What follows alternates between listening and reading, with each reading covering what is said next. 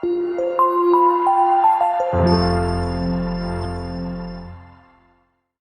Friends, तो आज हम लोग बेसिकली एक नया सब्जेक्ट स्टार्ट करेंगे जिसका नाम है programming and problem solving through C. ठीक है, तो बेसिकली इस पूरे सब्जेक्ट में जो हम डिस्कस करेंगे ना, वो प्रोग्रामिंग का डिस्कस करेंगे कि कैसे प्रोग्रामिंग का बेस बनता है, कैसे प्रोग्रामिंग स्टार्ट करते हैं और प्रोग्रामिंग की ज़रूरत क्यों पड़ती है। बेसिकली हम लोग प्रोग्रामिंग इसलिए स्टार्ट करते हैं, प्रोग्रामिंग की ज़रूरत हमें इसलिए पड़ती है कि हम कोई भी प्रॉब्लम को सॉल्व करना चाहते हैं ऑटोमेटिकली। लाइक हम कोई भी प्रॉब्लम, जैसे मैथमेटिकल प्रॉब्लम हो गई, कोई कॉन्सेप्चुअल प्रॉब्लम हो गई, तो उसको प्रोग्रामिंग के थ्रू हम लोग सॉल्व करना चाहते हैं, जिससे कि ये होगा कि हमें कम एफर्ट में ज़्यादा आउटपुट निकल सके। तो उसके पहले हमें ये जानना होगा कि किस टाइप के जो प्रॉब्लम्स होती हैं उसको हम सॉल्व कर सकते हैं प्रोग्रामिंग के थ्रू। तो बेसिकली कुछ डिस्कस करते हैं, कुछ एग्जांपल्स। फॉर एग्जांपल, जैसे हम अगर मान लीजिए कुछ एवरेज निकालना हो किसी चीज़ का, ठीक है, तो बेसिकली हमें ये जानना होगा कि इसके स्टेप्स क्या होंगे। तो एवरेज निकालने के लिए हम लोग क्या करते हैं कि सारे जो नंबर्स होते हैं उनको सम करते हैं और टोटल जो नंबर होता है, कितने नंबर्स हैं, ठीक है, तो उसको डिवाइड कर देते हैं। तो फॉर एग्जांपल मान लीजिए हमारे पास कुछ नंबर्स हैं लाइक 2, 4, 6, 8, तो ये नंबर्स हो गए। इसका अगर एवरेज निकालना हो ना, तो हम क्या करेंगे, इन सभी नंबर्स को ऐड करेंगे। फॉर एग्जाम्पल 2, 4, 6 एंड 8, ठीक है। अब इसके बाद टोटल नंबर्स कितने हैं, 4 नंबर्स हैं, तो उससे डिवाइड करेंगे 4, तो ये आ जाएगा 20 डिवाइडेड बाई 4, तो आएगा एवरेज 5। ठीक है, तो हम एवरेज निकाल लिए इससे, तो हमारा एवरेज आया 5। ओके, तो इससे मान लीजिए ये तो हो गया, कुछ लिमिटेड नंबर्स थे तो हमने इसका एवरेज निकाल लिया। मान लीजिए कुछ इनफाइनाइट नंबर्स हों, ठीक है, for example 2, 4, 6, 8 and so on, ठीक है, तो इसका एवरेज निकालना होगा तो प्रोसेस तो सेम होगा हमारा, 2, 4, 6, 8, है ना। बट हमारे पास कितने नंबर्स हैं ये नहीं पता है, ठीक है, तो मान लीजिए ये नंबर वेरी करते रहेंगे, तो इनका एवरेज निकालना हमें काइंड ऑफ डिफिकल्ट होगा। तो अगर हम इसकी प्रोग्रामिंग कर लेंगे, ठीक है, तो ये हमारे लिए इजी हो जाएगा। हम केवल नंबर्स डालेंगे, ऑटोमेटिकली उस नंबर का एवरेज निकल आएगा, ठीक है, इसकी प्रोग्रामिंग कर सकते हैं। एंड मान लीजिए और दूसरा एग्जांपल देखते हैं कि दूसरी की प्रोग्रामिंग कैसे कर सकते हैं। तो देखिए, मान लीजिए हमें किसी एक प्लेस से दूसरे प्लेस पे जाना है, ठीक है। फॉर एग्जांपल हमें जाना है, हम इस समय ए पे हैं, ठीक है, हम इस समय ए पे हैं और हमें क्या है, बेसिकली जाना है हमें बी पे, समझिएगा, ठीक है। हम इसमें ए पे हैं और हमें जाना है बी पे, और बट डायरेक्ट हम नहीं जा सकते हैं, ठीक है। ए से जाने के लिए 2 रास्ते हैं, ठीक है, ए से जाने के लिए 2 रास्ते हैं। एक रास्ता है आपका सी है, ठीक है, और एक रास्ता है आपका डी, ठीक है। अब या तो हम ए से सी पे जा सकते हैं और या तो ए से हम डी पे जा सकते हैं। Got the point. तो अगर मान लीजिए फॉर एग्जांपल ए से हम सी पे गए, ठीक है, तो सी से आगे जाने के 2 रास्ते होंगे, मतलब एक रास्ते होंगे मान लीजिए, तो ए से बी पे पहुंच गए, ठीक है, चलिए।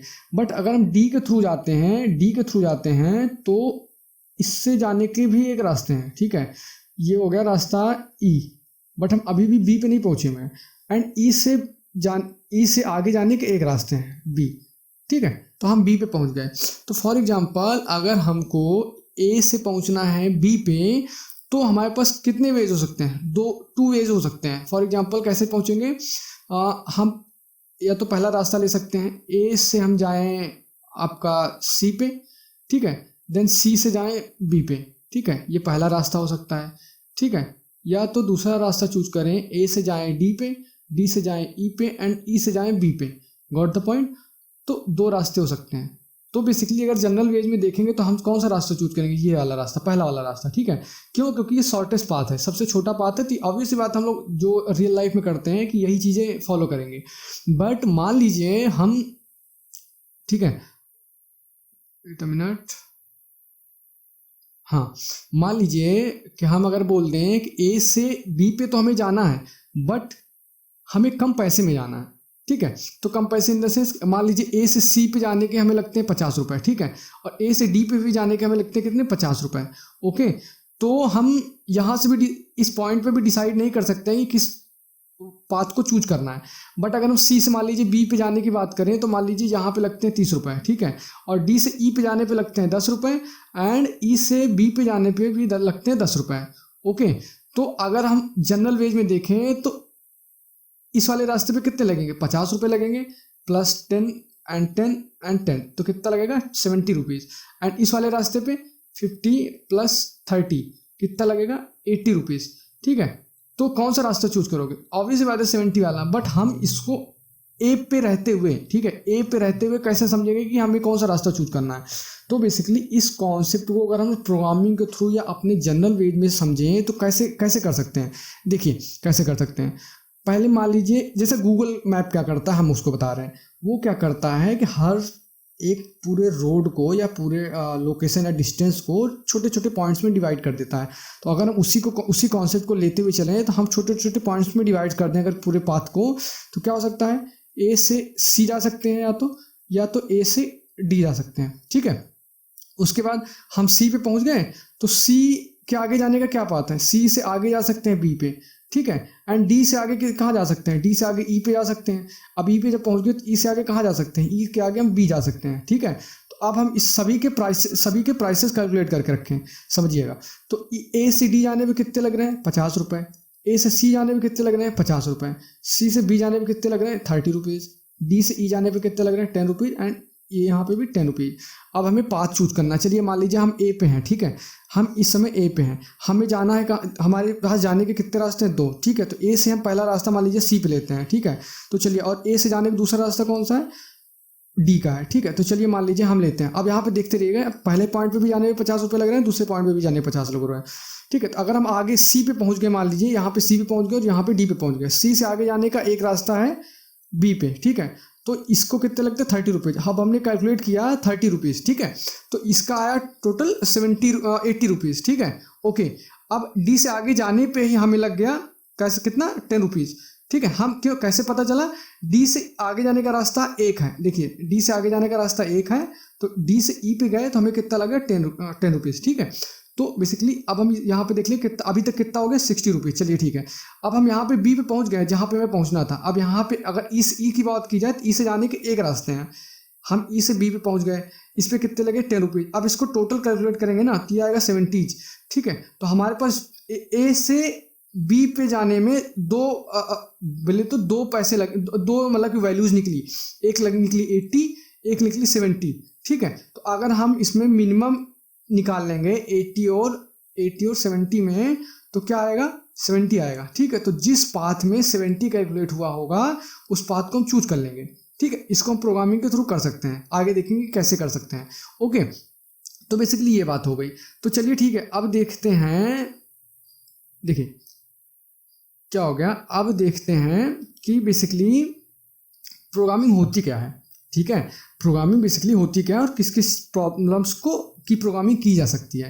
बेसिकली देखिए, कोई भी प्रॉब्लम, ठीक है, कोई भी प्रॉब्लम अगर है, अगर उसको सॉल्व करने का मतलब कोई भी प्रॉब्लम है, अगर उसको सॉल्व करने का हमें स्टेप्स पता है, ठीक है, कि इसको फॉलो करके हम कोई भी सलूशन, ठीक है, निकाल सकते हैं, ठीक है। कॉन्सेप्चुअल प्रॉब्लम की बात कर रहा हूँ मैं, ठीक है। कॉन्सेप्चुअल प्रॉब्लम मीन्स हम हर प्रॉब्लम्स की प्रोग्रामिंग नहीं कर सकते हैं, कोई भी कॉन्सेप्चुअल प्रॉब्लम जिसके स्टेप्स पता हैं, या मैथमेटिकल प्रॉब्लम की कोई भी प्रॉब्लम के ये स्टेप्स अगर हम फॉलो करेंगे तो उसका सोल्यूशन निकल आएगा, तो उसकी प्रोग्रामिंग की जा सकती है। फॉर एग्जाम्पल हमने पहले देखा था एवरेज, ठीक है, ओके, एवरेज देखा था। इसके स्टेप्स क्या क्या होंगे, ठीक है। पहले तो हम सारे के सारे नंबर्स ले लेंगे, जितने भी नंबर्स हैं, ओके ना। दूसरा स्टेप्स क्या होगा कि उन सभी नंबर्स जो हैं, ठीक है, जो सारे नंबर्स हैं, ऐड ऑल नंबर्स, तो उन सभी नंबर्स को ऐड कर लेंगे। तीसरा स्टेप क्या होगा कि जितने टोटल नंबर्स थे, ठीक है, उसको गेट करेंगे, ठीक है, टोटल नंबर जितने थे उसको गेट करेंगे। फोर्थ स्टेप क्या होगा, जो सम आया है उसको टोटल नंबर से, ठीक है, डिवाइड कर देंगे। देन क्या होगा, हमारा रिजल्ट आ जाएगा, ठीक है। ये समझ में आई? तो ये स्टेप्स हैं, अगर इसको हम प्रोग्राम के फॉर्म में करेंगे तो हमारा क्या होगा, प्रोग्रामिंग बन जाएगी। फॉर एग्जांपल अगर हम देखें, मान लीजिए, चलिए अगर हम ब्लॉक डायग्राम में देखा जाए, ठीक है, तो हमारा क्या होगा, स्टार्ट होगा, ठीक है, स्टार्ट होगा, ओके। अगर देन हम अभी रॉ फॉर्मेट में देख रहे हैं, स्टार्ट करेंगे, ठीक है, फिर उसके बाद क्या करेंगे, सारे जो नंबर्स हैं उनको गेट करेंगे, ठीक है, ओके ना। देन क्या करेंगे, हम सारे नंबर्स को ऐड करेंगे, ठीक है। उसके बाद क्या करेंगे, जो ऐड हुआ था उसको इसको टोटल नंबर से डिवाइड करेंगे, ठीक है, हमारा क्या आ जाएगा, सोल्यूशन आ जाएगा, ठीक है। ये हमारा स्टेप्स हो गए। ओके, गॉट द पॉइंट ना। तो ये बेसिकली हमारे स्टेप्स हो गए फॉलो करने के, कि अगर हम इन स्टेप्स को फॉलो करेंगे तो हमारा क्या निकल आएगा, एवरेज निकल आएगा किसी भी नंबर का। तो ये हो गए हमारे प्रोग्रामिंग के बेसिक कॉन्सेप्ट बेसिकली। और सुनिए, देखिए हम कह रहे हैं कि हमने क्या बात की, प्रोग्रामिंग किसकी की जा सकती है,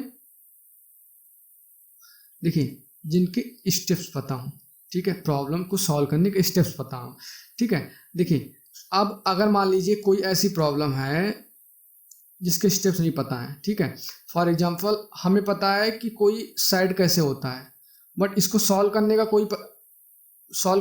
कोई वे पता है, नहीं पता है, ठीक है। कोई हंग्री है, ठीक है, भूखा है, उसको सॉल्व करने का कोई रास्ता पता है, नहीं पता है, ठीक है। तो इस तरीके की प्रॉब्लम जो होगी उनको हम प्रोग्रामिंग के थ्रू, ठीक है, नहीं सॉल्व कर सकते। ओके, गॉट द पॉइंट ना। तो किस टाइप की प्रॉब्लम सॉल्व कर सकते हैं, फॉर एग्जांपल मैथमेटिकल प्रॉब्लम्स जो होंगी उनको सॉल्व कर सकते हैं, कॉन्सेप्चुअल प्रॉब्लम्स जो होंगी उनको सॉल्व कर सकते हैं। बेसिकली जिनके स्टेप्स पता हैं उनको हम सॉल्व कर सकते हैं, गॉट द पॉइंट ना, ठीक है। तो बेसिकली आज की टॉपिक के लिए ये रखते हैं, ठीक है। अब देखिए अगली बात क्या हुई कि हम को कुछ चीज़ें चाहिए होंगी, ठीक है। फॉर एग्जांपल हमारे पास एक कंप्यूटर है, ठीक है, ये हो गया हमारा कंप्यूटर। अब हमने इसमें स्टेप्स लिए, ठीक है, हमने इसको कंप्यूटर को दिया, ठीक है, और कंप्यूटर ने हमने स्टेप्स दिए कंप्यूटर में, कैसे देते हैं, प्रोग्रामिंग के थ्रू, ठीक है, प्रोग्राम के थ्रू देते हैं। तो हम इसमें जब भी क्या है इनपुट डालेंगे, ठीक है, तो वो क्या देगा, हमें आउटपुट देगा। Okay, got the point. तो बेसिकली हमारे पास एक डिवाइस है कंप्यूटर, ठीक है, तो कंप्यूटर से हमें क्या करना है, बात करनी है, स्टेप्स उसको देने हैं। तो उसको देंगे कैसे, प्रोग्राम के थ्रू। अब बात ये उठती है कि हमें प्रोग्राम की ज़रूरत क्यों पड़ेगी, है ना, क्वेश्चन तो ये उठता है ना। तो देखिए मान लीजिए एक आदमी है, ठीक है, उसको आती है इंग्लिश, ठीक है, अब दूसरा आदमी है उसको आती है मान लीजिए चाइनीज़, ठीक है, चाइना वाले बड़े तंग कर रखे हैं। तो इंग्लिश वाले आदमी को चाइना वाले आदमी से बात करना है तो वो नहीं बात कर पाएगा, ठीक है, और चाइना वाले आदमी को इंग्लिश वाले आदमी से बात करना तो भी नहीं कर पाएगा। तो इसका क्या सोल्यूशन हो सकता है कि अगर हम बीच में एक एक्स्ट्रा आदमी रख दें जिसको कि इंग्लिश भी आती है, ठीक है, और चाइनीज़ भी आती है, ठीक है। तो इंग्लिश वाला आदमी इसको डिलीवर करेगा इंग्लिश में, ये कन्वर्ट करके चाइनीज़ में दे देगा, ठीक है। अब अगर चाइनीज़ वाला, ठीक है, ये हो गया, अगर चाइनीज़ वाला आदमी इसको देगा चाइनीज़ में तो ये कन्वर्ट करके इसको बता देगा इंग्लिश में, ठीक है। तो बेसिकली यही सेम कॉन्सेप्ट हमें ज़रूरत पड़ती है, सेम कॉन्सेप्ट फॉलो करने के लिए हमें क्या ज़रूरत पड़ती है, प्रोग्रामिंग लैंग्वेज की। बात समझ रहे हैं, सेम कॉन्सेप्ट हमें ज़रूरत पड़ती है प्रोग्रामिंग लैंग्वेज की। क्यों ज़रूरत पड़ती है आप समझिए, ठीक है। तो देखिए हमारा कंप्यूटर जो है ना, हमारा कंप्यूटर जो है वो केवल और केवल समझता क्या है, 0 और 1, ठीक है, बट और हम लोग क्या समझते हैं, सिंपल इंग्लिश लैंग्वेज। तो हमें अगर कंप्यूटर से बात करनी है तो हम कर पाएंगे क्या, नहीं। बट अगर हम यहीं पे एक मीडियोकर, ठीक है, यहीं पे एक मीडियोकर यानी प्रोग्रामिंग लैंग्वेज, ठीक है, फॉलो करेंगे तो देखो क्या करेगा, हमने प्रोग्राम बनाया, वेट अ मिनट, हमने प्रोग्राम बनाया, ठीक है, इसको दिया, ठीक है, ये हमने प्रोग्राम बनाया, ठीक है, प्रोग्राम बन गया। प्रोग्राम के बाद वो प्रोग्राम जो होगा वो होगा कंपाइल, ठीक है, कन्वर्ट होगा। कन्वर्ट होने के बाद ये अभी इंग्लिश में था, ठीक है, अब कंपाइल होने के बाद वो बन जाएगा 0 और 1 में। तो अब ये कंप्यूटर समझ सकेगा। अब इसके बाद क्या होगा, कंप्यूटर में जब भी हम इनपुट देंगे, ठीक है, हमें तो लग रहा है कि हमने इनपुट दिया है, मतलब कि प्रोग्राम दिया है इंग्लिश में, बट वो इस समय क्या हो गया, 0 और 1 में कन्वर्ट हो गया। तो जब भी हम इनपुट देंगे तो वो कंप्यूटर क्या करेगा, इनपुट लेगा और उसके करेस्पॉन्डिंग क्या कर देगा, जनरेट कर देगा, ठीक है। तो ये हो गया टोटल प्रोसेस हम फॉलो करते हैं। अब समझिए, चलिए हम प्रोग्राम की तो बात बाद में करेंगे, पहले हमें कंप्यूटर भी तो समझ में जाना चाहिए भाई, कंप्यूटर होता क्या है, वो समझता कैसे है हमारे इनपुट्स को, ठीक है। ये भी चीज़ें तो हमें पता होनी चाहिए कि कंप्यूटर समझता कैसे है। तो अगर अब आगे हम डील करेंगे अगले टॉपिक में, अगले लेक्चर में डील करेंगे कि बेसिकली कंप्यूटर होते क्या है, ठीक है। कंप्यूटर्स में क्या क्या पार्ट्स होते हैं, ठीक है, कि वो कैसे समझता है, उसमें ऐसे कौन से दिमाग होते हैं, ऐसे कौन से कंपोनेंट्स होते हैं, वो हमारी चीज़ें सारी समझ सकता है, सारे प्रोग्राम को 0 और 1 में कन्वर्ट कर सकता है। बेसिकली कंपाइलर जो है वो भी तो एक टाइप का सॉफ्टवेयर है, एक टाइप का कंपोनेंट है, ठीक है। तो नेक्स्ट लेक्चर में हम समझेंगे कि कंप्यूटर क्या होते हैं, उसके कंपोनेंट क्या होते हैं, वो वर्क कैसे करता है, उसमें क्या क्या डिवाइसेस लगी होती हैं, ठीक है। तो बेसिकली ये है। Okay guys, thank you.